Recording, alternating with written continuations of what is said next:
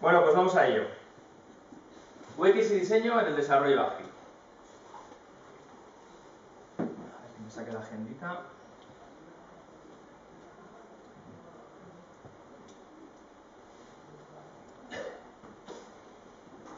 Empezando por... Joder, madre mía. Bueno. ¿Qué es eso? ¿Qué es UX? ¿Qué es diseño? Pues el diseñador, o sea, con palabras súper planas mías, ¿vale? El diseñador es el creador, es el que te transforma la flor esa en esta flor fantástica, ¿sabes? Estos degradados mágicos. ¿Y qué es el UX? Pues aquí nos dice hola. Pues un UX es el experto en usabilidad, es el que transforma nuestra lista de requisitos en frameworks, en wireframes y mockups para la web, para el tablet, para el móvil, ¿vale? O sea, es decir, te transforma las funcionalidades en una serie de propuestas de cómo sería una página web, ¿vale? Y luego llega el diseñador, que lo veis aquí, con su martillo y su lápiz, en alta definición, y lo transforma en una flor preciosa. Eso es un poco la idea. Entonces, pero realmente no estaríamos aquí si no fuese por otra cosa. ¿Por qué nos importa realmente el UX? ¿Por qué nos importa realmente? A ver. Aquí, recupero el tiempo. Nos importa realmente porque no solo hace prototipos, sino que también se le dan bien las dinámicas, trabajar con personas. El UX, como digo aquí, el UX decide si es usable, decide cómo hacerlo usable y, por tanto, si una funcionalidad entra o no. O sea, estos wireframes que veis ahí están compuestos de funcionalidades que el UX ha decidido que deben entrar. Por lo tanto, trabaja muy cerca del cliente, como veis aquí, El señor cliente, aquí una escena clásica, ¿Se lee siquiera? Ni se lee, ¿no? Bueno, sí. Dice, señor cliente, sé que lo quiere todo, pero, dice, y él piensa, bueno, mucho mejor así, pero espero que entre más adelante. ¿No? Es lo que está pensando. Sí, sí. Para el MVP me encaja, pero espero que entre más adelante.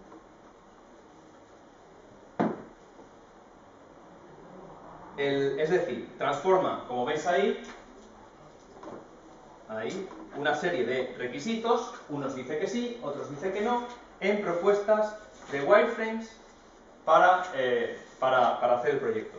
Una vez que le da el OK, se transforma, gracias al equipo de desarrollo, en una fantástica web funcionando. ¿Vale? Esto es más o menos por qué nos importa. Nos importa porque decide con el cliente que entre y que no. Es la muerte del analista tal y como lo conocemos. Eso es así. Pero eso no chirría un poco con lo que es el Product Owner. Me refiero, el UX hará lo que diga el Product Owner, que es el que prioriza el backlog. Y si yo te digo que necesito un buscador de productos, pues necesito un buscador de productos. Hombre, un buscador de productos es un ejemplo magnífico porque seguramente es una funcionalidad que va a entrar.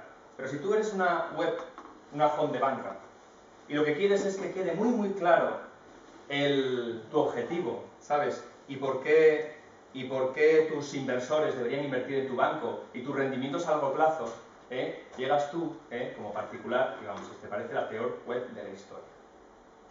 Y de eso se trata.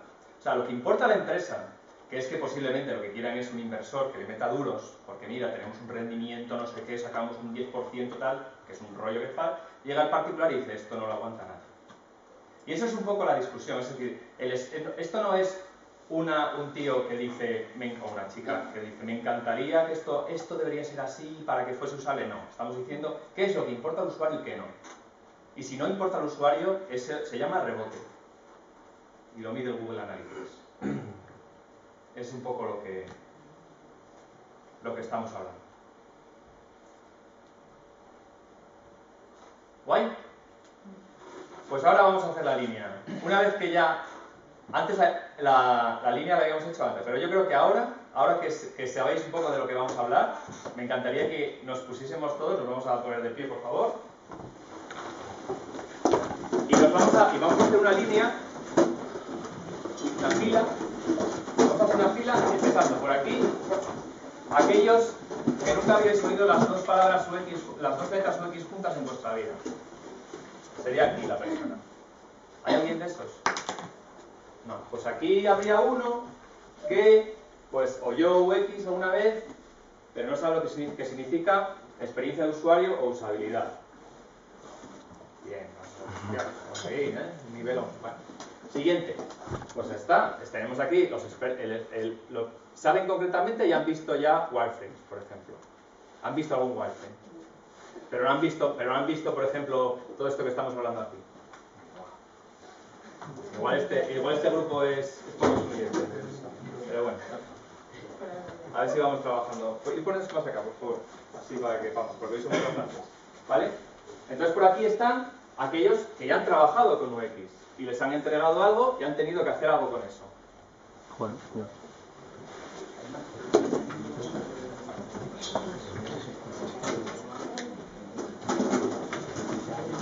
Bueno, chicos, como iba diciendo, o sea, es importante, dije una cosa, es importante porque trabajan muy cerca del cliente o del product owner, pero trabajan muy cerca porque son los que ayudan a definir exactamente qué le importa al usuario. Y a la vez trabajan de manera natural muy bien en dinámicas de equipo, ¿vale? Entonces, aquí tenéis aquí un poco pues eso, aquí todos muy contentos porque trabajan en dinámicas de equipo. Pues ¿cómo? Pues usan técnicas muy conocidas del mundo ágil, como son por ejemplo el Agile Inception Deck, quizás no precisamente como Inception Deck, pero sí que hacen inceptions, dicen qué cosas sí entran, qué cosas no entran, cuáles son importantes para el producto, hacen el juego ese del Agile Samurai de Rasmussen. Hacen hechos, retos, ideas, hacen mucho brainstorming para definir qué exactamente le importa al cliente. Priorizan, una vez que sacan esa tormenta de ideas, la priorizan con métodos similares al Moscow, ¿no? Al de must, should, could, want. Hacen mapas de producto, muy parecido al Walking Skeleton. ¿Cómo quedó eso ahí? Un poco apretado. Un poco apretado me quedó ahí el esqueleto. La técnica del Walking Skeleton, del mapa de historias de usuario, de Jeff Patton, y también hacen técnicas también parecidas, matrices de atractivo esfuerzo, coste-beneficio, en los cuales dividen en cuadrantes las historias. Es decir, hacen un montón de técnicas que para el mundo ágil son súper conocidas, son todas ágiles. Hay un momento, tengo que cambiar de página. Ahí me falta una técnica que se utiliza mucho en UX y que para las historias de usuario, que es lo del buyer persona. Sí, mira, justo está en el rol. Justo estaba aquí. Hacen muchos users personas, efectivamente, del que sale, bueno, yo lo vi en el libro de Mike Cohn de historia de usuario, y suelen hacer entregas de arquitectura de información. Ordenan todo eso y hacen diagramas, y hacen diagramas de flujo, o sea, es decir, ordenan muchísimo la información. O sea, es decir, es aproximaciones ágiles todo pero vamos, de análisis de proyecto. Después, y construyen, y con esto se puede construir un backlog. O sea, con esa se puede construir un backlog priorizado, tal cual. ¿Vale? Entonces, ahora, punto 3. ¿Cómo se integra con desarrollo? Bueno, hasta aquí un poco de retrospectiva. ¿Cómo llevamos la charla? ¿Os mola el rollo este? ¿Os volvéis locos con el dedito? Va bien, ¿no? No, podéis decírmelo así, frío y duro. Pues que claro, te tocas de llenar, pero bueno, esta vez como estoy experimentando. No sé, pero nada. Se ve guay. Bueno, la baja calidad es porque esa sí es la moda, ¿vale? Sí, es así, pixelado, es la moda. Se lleva ahora el 8 bits. Da pena. Bueno. No hay que decir bueno cuando se empiezan las charlas, ya lo sabéis. Está prohibidísimo. Tienes que empezar con una anécdota, una cosa. Y bueno. Esto lo iniciamos hace 2 años. La primera referencia que tengo cuando hice buscando información fue en enero del 2012. Dije, tenemos que empezar un proyecto y tenemos que mejorar nuestra manera.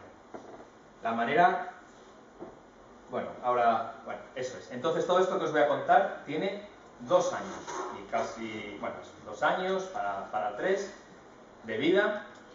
Con esto, que no lo conté antes, hice una charla en la CAS 2012, y desde aquí, desde el 12 a ahora, nadie ha vuelto a hablar de eso. Es decir, por eso es el tema mío de este año, porque no se ha vuelto a mencionar. Y cómo integrar otros roles en desarrollo. Parece que todos lo han hecho. Bueno, vamos a por ello. Integración en el desarrollo. El manifiesto ágil dice 4 cosas que veis ahí. A ver si lo pongo ahí en Zoom. Personas sobre procesos y herramientas. Software funcionando sobre documentación exhaustiva. Negociación con el cliente sobre, acuerdos con el cliente sobre negociación de contratos. Y gestión del cambio sobre planificación exhaustiva. Bueno, ahora no me salen exactas las palabras, pero lo tengo. Sí, es respuesta ante el cambio sobre seguir un plan. ¿Vale? ¿Qué cumplimos de todo esto con lo que acabamos de ver? Individuos e interacciones sobre procesos y herramientas. Eso está que te cagas, pero el resto un poquito menos. O sea, la tendencia a los UX es que el trabajo que entreguen sea un entregable también. Es decir, sea completo. Como si fuera un analista. Es decir, yo lo tengo al 100%. Toma, aquí lo tienes. Toma, 100%. ¿Vale? No es ese incremental, trabajo poco a poco, ¿no? Es bienvenido que hagan completo el trabajo. Igual que los diseñadores. ¿Vale? Mi trabajo completo. Toma, aquí lo tienes. Línea gráfica completita. ¿Vale? Y después llega el equipo de desarrollo y pues coge eso y lo abre y lo implementa. Los roles en un proyecto que vamos a ver en este ejemplo, disclaimer, esto es cómo trabajamos nosotros, que tenemos esto. Me encantaría luego, podemos discutir en los grupos vuestra circunstancia. ¿Vale? Estos son los roles, que se pueden unir en una persona o no, pero bueno, eso estaría bien que luego lo comentaseis en los grupos. ¿Vale? Tenemos 4 roles aquí. Tenemos a UX, tenemos al diseñador, tenemos al front y tenemos al back. ¿Vale? Es una pena que ahora que no se vea porque me lo había ocurrido. Porque el front parece Jesucristo. ¿Quién? El front, ¿verdad? Sí, sí. El front es Adi. No tengo nada que ver. Bueno. Nada que decir. Eligió el verde. No sé por qué sabe. Muy bien. ¿Cómo integramos esto? Lo primero, con Waterfall. ¿Vale? Waterfall tal que así. ¿Vale? Llega el UX, hace la fase de análisis que veíais ahí, ¿no? Ahí a la izquierda, ahí lo veis entre puntitos. Colabora un poquito el diseñador, ¿ah? Ahí un poco, porque a veces tiene que dar el toque de si se puede o no se puede. Bueno, suele ayudar más o menos ahí.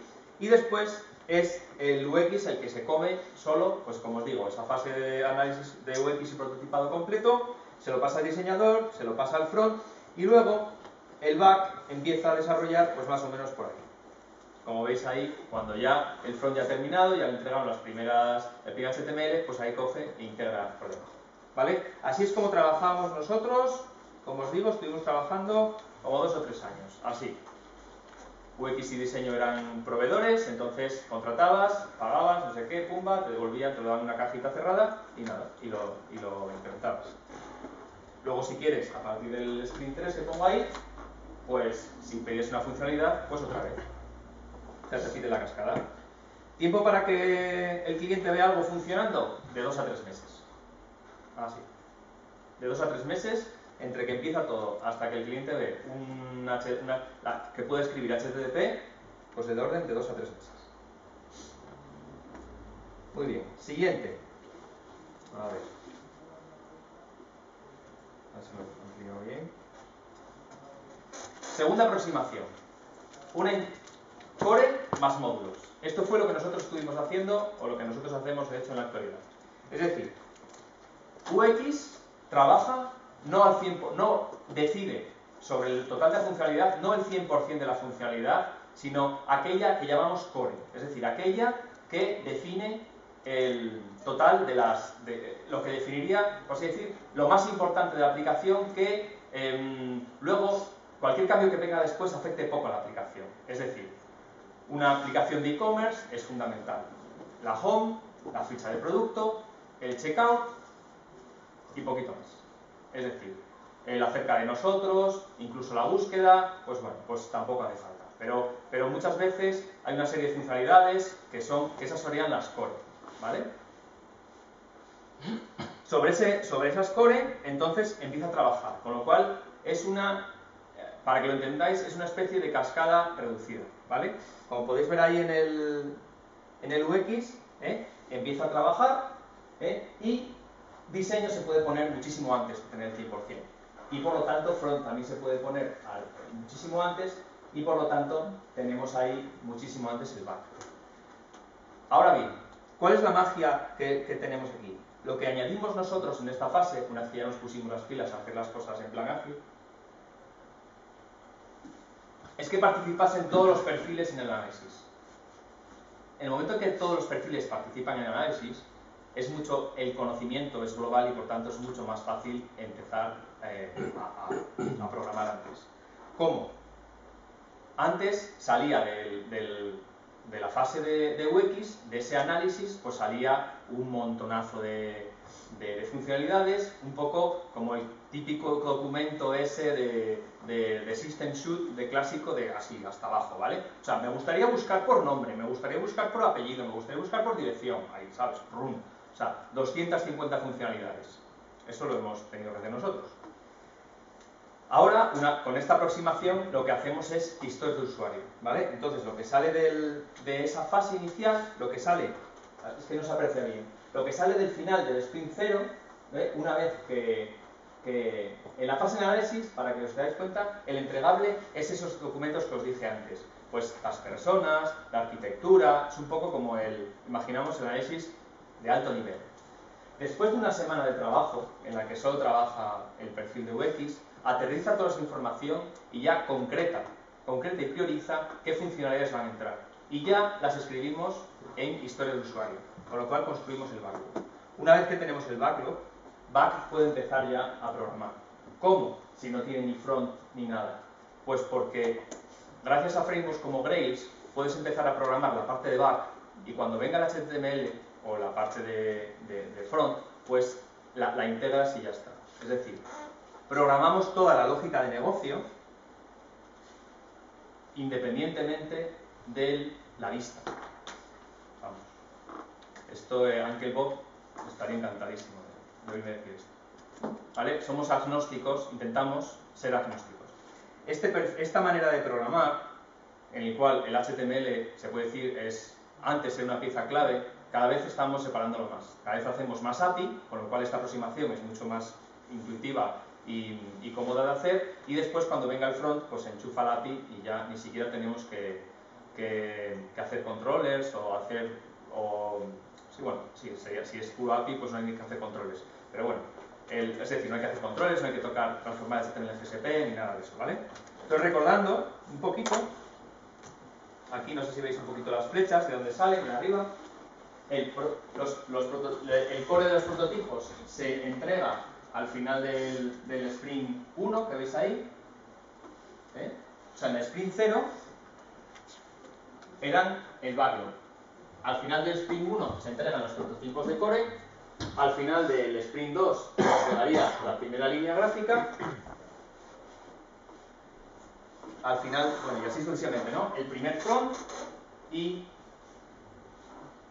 el primer front y después el primer funcional tendría más o menos, bueno, pues más o menos en el sprint 4.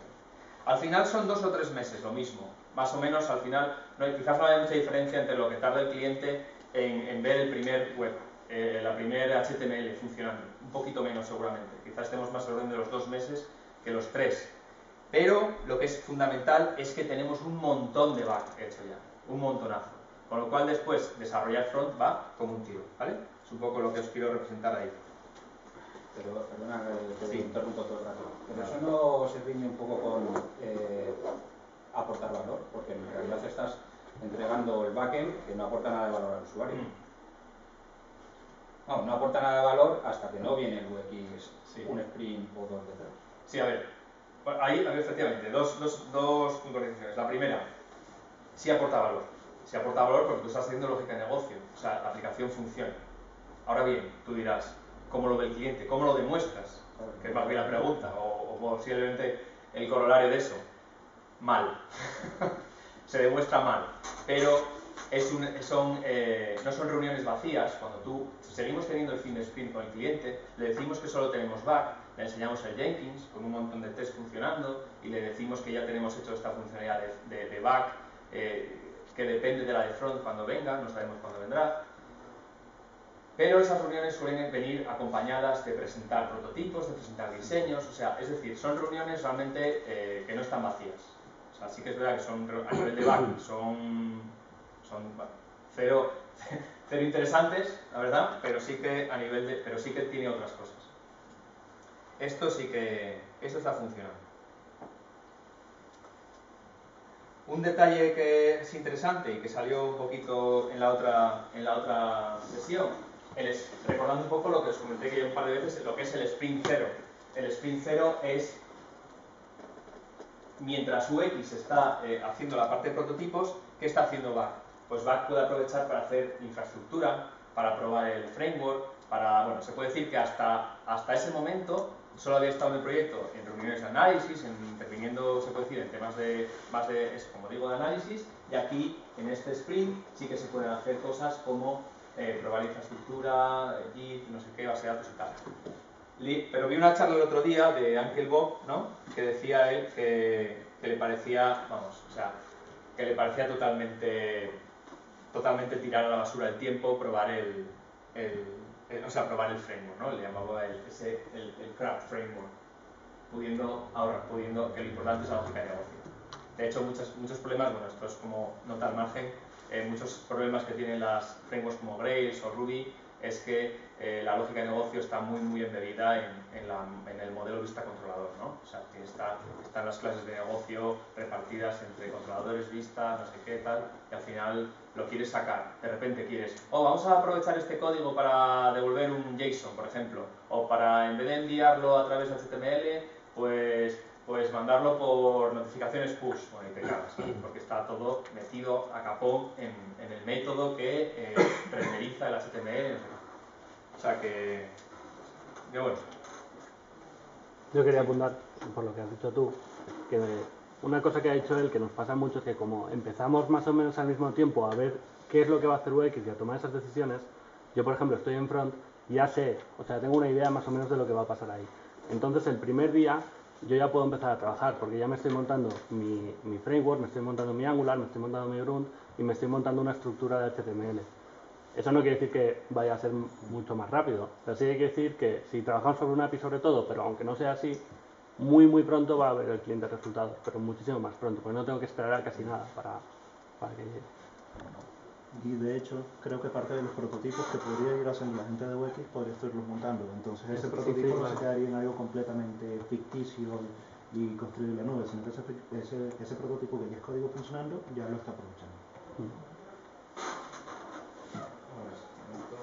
Vamos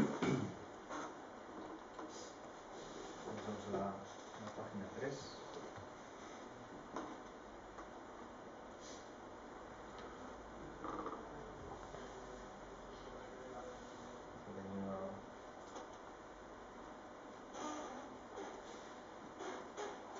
Perdón, pero no puedo.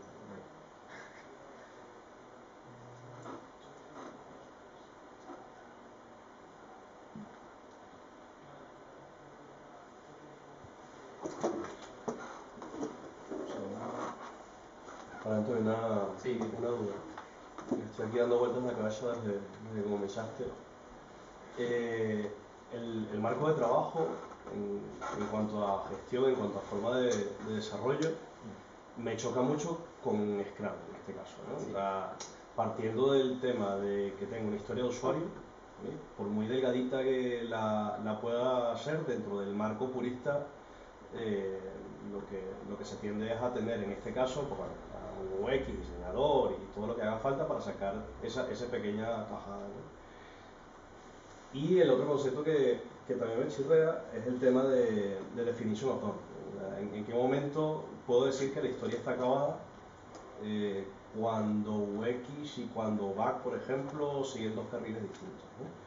O sea, yo particularmente lo que comienzo a sentir es que Scrum tal vez no sea el marco ideal para lo que estás comentando. Me imagino que luego ya lo comentarás. Sí, vamos a ver un poquito. Efectivamente, quería enseñaros un poquito ahí, viene a ver cómo se planifica esto. Viene ahora justo cómo se planifica. O sea, hasta ahora lo que estamos hablando un poquito es como digo, la teoría, ¿no? Cómo divides el trabajo para que, o cómo hasta ahora se sienten cómodos trabajando sobre los perfiles creativos, ¿no? Para que no se sientan atropellados por el sprint. Y es así, es teniendo el tiempo. Entonces aquí os quiero poner un poquito cómo más o menos puedes clasificar este tipo de trabajo. La primera opción es trabajando 2 o 3 sprints antes, ¿no? Es un poco lo que estamos hablando ahora. Cuando tú quieres el... A ver, es que estoy aquí... Bueno, es que es así, perdonad un momentín. A ver, que estoy intentando buscar... O sea, tenía... Bueno, pues eso, el waterfall, el core más módulos y bueno, y la tercera que falta, que hay que decirla, pero bueno, tenía que decir así, que es que la tercera es hacerlo todo en el mismo sprint. O sea, y eso, ¿qué es esto que aquí os estoy poniendo aquí? ¿Vale? Y por eso me voy a adelantar. Luego vamos a ver cuál es la realidad. O sea, yo siempre que he comentado esto, siempre que he comentado que nosotros trabajamos así, core más módulos, en estos sprints que como comento aquí, depende del tamaño de la funcionalidad y el tiempo que necesita UX para trabajar en eso, tiende a estar un sprint o 2 antes que nosotros, y si la funcionalidad es muy grande, pues del orden de 2 o 3 sprints antes, para que el diseño también le dé tiempo a terminar toda su parte y así en nuestro sprint pueda hacerlo, ¿vale? Es un poco lo que tú dices. O sea, necesitas una coordinación para que la historia la empieces 2 o 3 sprints antes que para que UX pueda hacerlo, ¿vale? Eso en historias grandes, ¿vale? Si la historia es muy pequeña o pequeña, entonces podemos montarlo todo un poquito más, podemos hacer por ejemplo, que en el mismo sprint UX y diseño hagan su trabajo para que después entre el back, de tal manera, solo irías un sprint adelantado, ¿vale? Nosotros es un poco la que más nos encaja. Y lo mejor, incluso cuando lo comenté el año pasado también en el AE. El problema que veo de hacerlo todo en el mismo sprint es que al final tu equipo, en el mejor de los casos, son 6-7 personas, entonces generar prototipos para 7 personas, normalmente cuando tienes es un UX, un diseñador, en el mejor de los casos tienes 2 diseñadores, entonces generar usabilidad para el equipo de desarrollo lo veo muy complicado. Porque son equipos grandes. No, 6 personas tampoco me parece un equipo de la hostia. 6 personas de back. De desarrollo. Claro, por eso. No Pues, es que ese es un gran problema. Estamos acostumbrados a tener equipos de back muy grandes y generar contenido para ellos es muy difícil. Efectivamente no pueden. Entonces lo que hay que hacer es adelgazar el equipo para poder conseguir este ritmo. O el equipo de UX. Es que el problema es que hay el problema no es lo que tú dices, sino la descompensación entre, ¿no? Cuando más gente hay de back, tiene que haber más gente en front y eso. Lo que pasa es que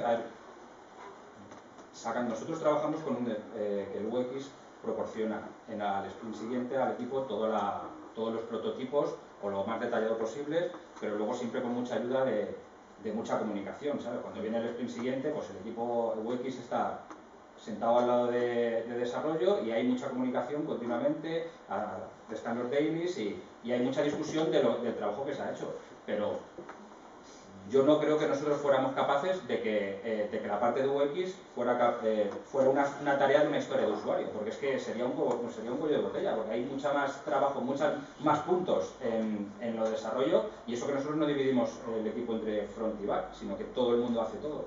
Entonces, Yo lo veo muy complicado poder generar prototipos, sobre todo una sola persona, para un equipo de 5 o 6 personas. También depende un poco de lo que consideras prototipo, de lo que le pides al diseñador. Por ejemplo, si pides, y bueno, también de lo que definas como desperdicio. Por ejemplo, yo he conocido empresas que están en proyectos en los cuales te dicen que todo lo que no sea lo que se va a implementar al final es desperdicio. Por tanto, wireframe es desperdicio, especificaciones de interacción es desperdicio, personas, etcétera, etcétera, todo se considera desperdicio. Para mí eso no es desperdicio, No, eso es para aporta valor para la exactamente, eso es lo que nos ayuda a nosotros a entender el problema para que después podamos hacer algo más adelante. Sin embargo, se considera todo desperdicio. Entonces, ¿qué es lo que se le pide al diseñador? Por ejemplo, en esos proyectos lo que se le pide al diseñador es darme los píxeles finales. Dice, pero si yo soy diseñador de experiencia de usuario o diseñador de interacción, yo no hago píxeles. Eso ya es otra historia, ¿no? Entonces lo que le dices, bueno, pues hazme algo final del cual pueda partir el front de ahí en adelante de inmediato. Todo lo demás, ya me como lo resuelve. Eso es lo que ocurre, por lo general, en esos sprints tan hipercortos. Tienes que decir, o sea, te vas al mínimo de la funcionalidad y dices, vale, pam, pam, pam, pam, súper rápido, pum, entrega. Estás todo el tiempo entregando.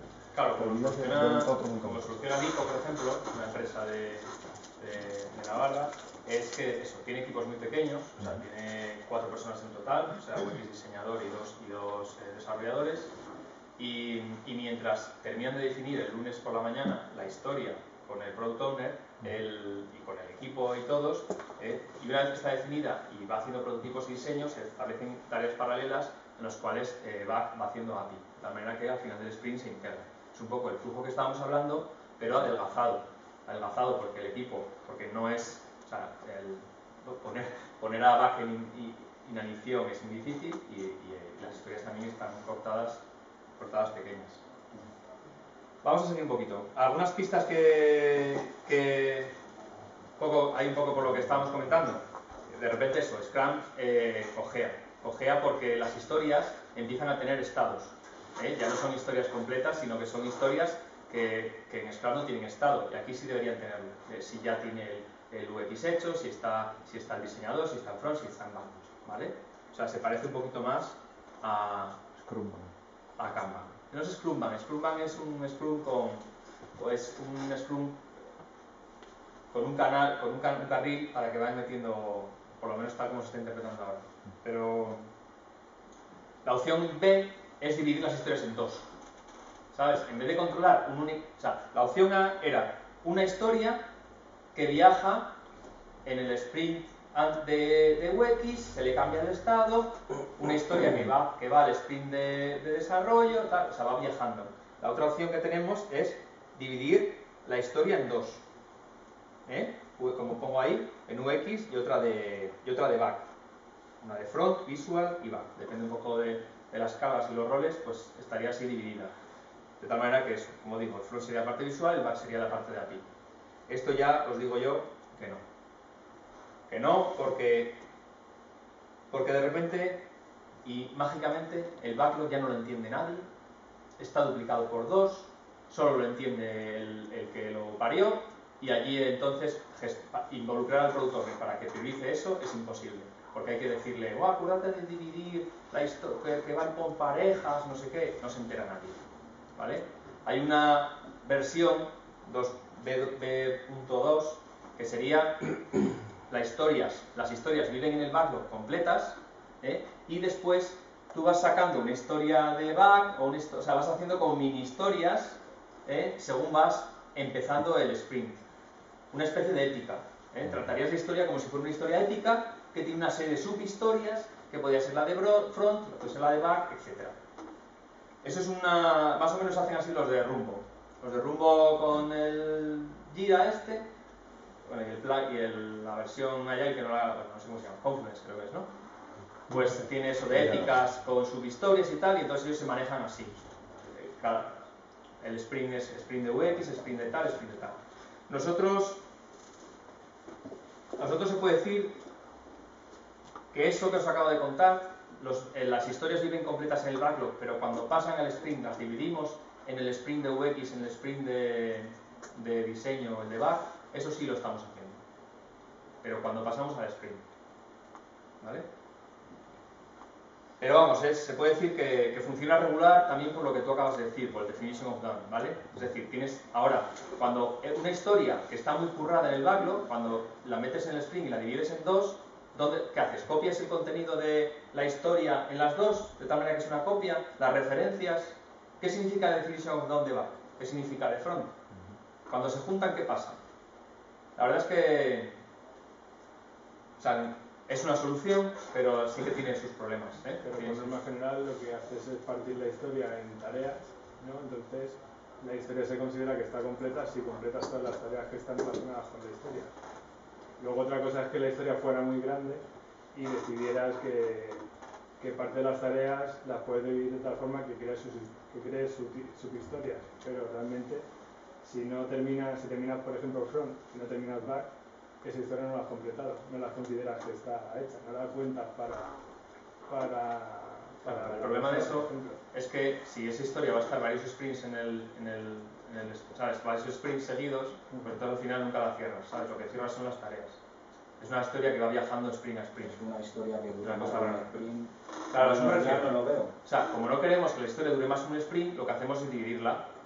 O sea, es decir, no queremos que la historia vaya viajando. Y según se vaya completando sus tareas o sus estados, pues nada, ahí está el sprint tras sprint hasta que terminemos de rodar. Como no nos gusta eso y queremos hacer historias que se terminen en un sprint, pues entonces soluciones como la que os comento, dividirlas. Y la otra opción es pasarse a cama directamente, ya está. ¿Sabes? Y se te olvida el problema. Cosas buenas de este modo que se han detectado de parte de UX es que de repente esperar al último momento responsable ayuda muchísimo a definir el proyecto. Ya no, al no tener que definirlo todo antes, pues entonces tienes muchísima más información, contrastar, y así el proyecto se puede decir que hay mucho menos desperdicio y de retrabajo, ¿no? Y después el diseñador, un poco lo mismo, ¿no? Aquí tenemos el diseñador que dice el diseño no está grabado en piedra y se permite refactos visuales, ¿no? ¿Por qué? Porque a la vez cuando el usuario crea la historia de compartir en Facebook, pues de repente ve que no le encajaba la cabecera, o no le encaja el pie, o lo que sea. Entonces se permite refactos visuales, ¿vale? Como aquí que le quiero poner la hojita a la foto. ¿Has planteado el uso de mob programming para esto? ¿Mob programming? ¿Cómo es eso? En vez de pre-programming, tener mob programming, que es una turba, el mismo concepto. Alguien en plan picando, el resto del equipo aportando, se van rotando y en este caso, pues bueno, si tienes un slide entero, un spike, donde pasas por UX, diseño, backend, etc., pues bueno, tienes a todas las personas con todos los conocimientos necesarios para terminar esa historia. Por no decirte el tema de ir un paso más allá y comenzar a tener la cultura dentro del equipo de desarrollo, que el desarrollador sepa de UX, de diseño y de backend, que sería ya la otra propuesta adicional. No sé si te has planteado alguna de esas cosas. A ver, sí que hicimos algo parecido cuando el UX se sentó con nosotros, ¿sabes? Entonces sí que al estar sentado con nosotros, al final no programaba, pero sí que los días tan cerca, al final las dudas las resuelves muy rápido y a la vez adquieres el conocimiento para poder resolver muchas dudas sin necesidad de preguntar. O sea, sí que lo hemos hecho algo similar.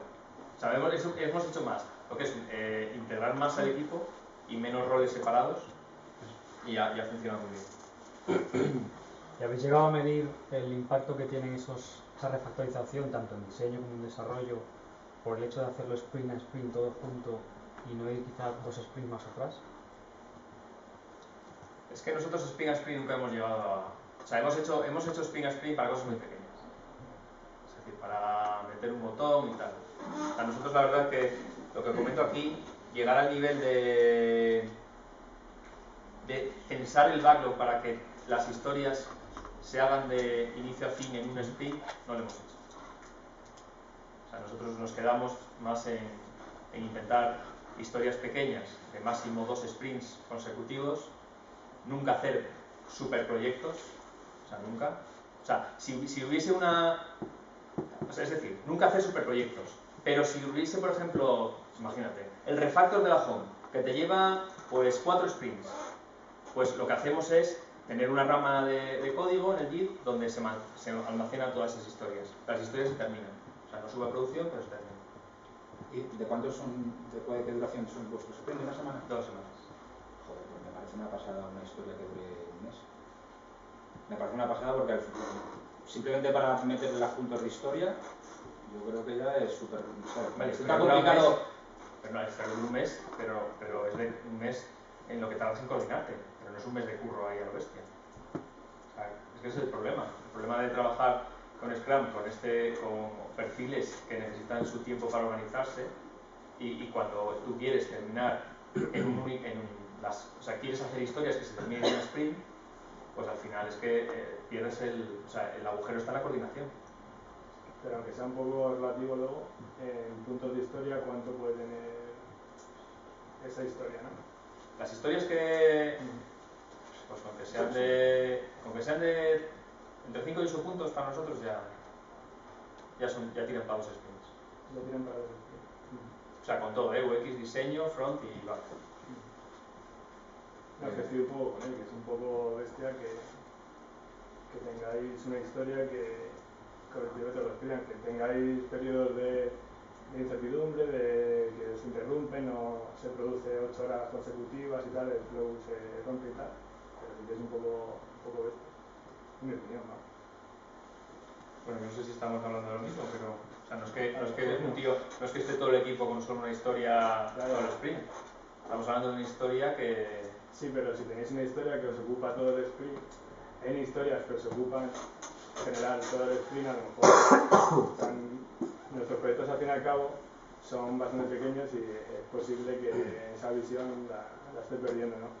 Pero yo tendería a partir esas historias para asegurarme que me caben en un sprint. Es decir, al final, en lugar de tener una historia de 5 o 8 puntos, que sé que lo mismo no me llega al sprint, tener 2 historias y terminar una de ellas por lo menos. Siempre que lo podemos hacer, lo hacemos así. ¿Sabes?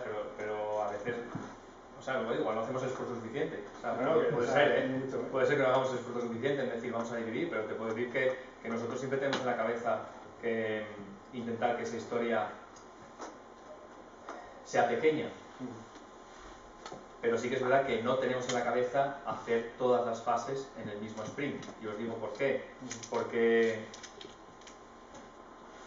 UX y diseño son perfiles que no son de Kaleidos, no son de nuestra empresa. Es decir, que... y esto es un problema que voy a comentar luego. Creo que, a ver, ¿por qué mola Scrum?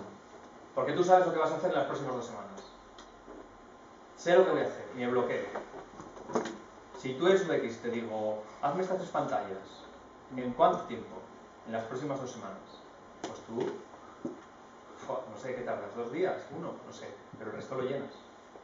Pero si en cambio te digo, vamos a trabajar con Kanban. Es decir, ¿hay sprints? No, no hay sprints. Aquí lo que hay es flujo constante. Es decir, estamos aquí en un Kanban style, ¿no? Que sería esto, que iría pasando de fase a fase, y pinga, y otra, y otra, y otra, y otra. Eso es lo ideal. Eso es lo ideal. ¿Cuál es el problema? Que muchas veces no hay capacidad. O sea, el UX, o sea, lo que tarda Back en hacer una pantalla es 10 veces más de lo que tarda UX en prototiparla. ¿Sabes? Y 5 veces más de lo que tarda diseño. Es decir, hay un lag ahí que vas a estar así UX así. Entonces les encaja mejor para sus planificaciones Scrum que Kanban. O sea, si se puede decir, si fuésemos de la misma empresa, si pudiésemos gestionar mejor esos tiempos, esa planificación, ese llenado de proyectos y ese tipo de cosas, seguramente lo haríamos muy diferente. Posiblemente tiraríamos más a Kanban y bueno, es que ese problema, ahora estoy saltando un poco viendo... A ver.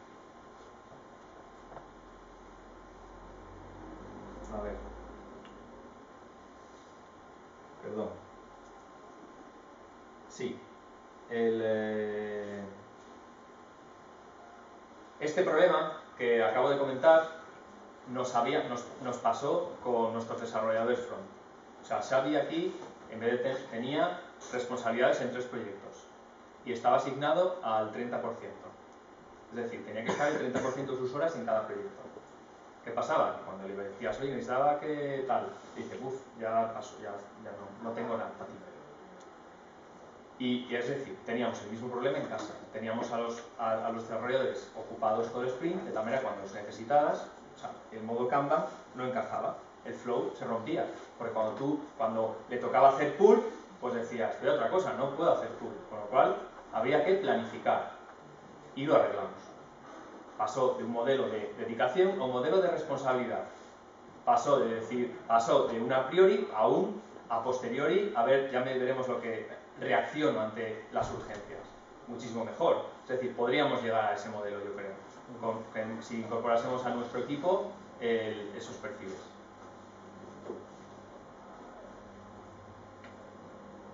En bueno, un poco aquí, un poco para enseñaros a Xavi aquí diciendo que no pudo más. Mi peor momento. ¿Eh? Mi peor momento, ¿no? Sí, sufre muchísimo porque, claro, tenemos un modelo, el modelo de lead historias y lead sprints es súper cómodo para lo que es diseño, pero es muy jodido para los de front, porque como está dentro del equipo y como empieza nuestro sprint, dice, ¿nos toca qué? Front y back. Claro, estamos ahí con el látigo, termina, porque si no nos da tiempo a acabar el sprint. Una locura. Bueno, yo, por aportar un poco, lo que pasa a veces es que el sprint, si es el caso de que puede entrar todo en un sprint, yo casi nunca puedo avanzar del todo una historia hasta que no está el diseño, porque no me puedo inventar los estilos. Entonces, ¿qué pasa? Que al final voy de culo para llegar al final de sprint, pero es que tengo por detrás al de diseño esperando a que él termine y por delante al de back esperando mi historia para poder, si hay que integrarla, por ejemplo, ¿no? En este caso. Entonces, muchas veces, bueno, se sufre un poco en ese sentido, aunque lo hemos mejorado bastante. Ha mejorado mucho. Yo creo que ha mejorado mucho.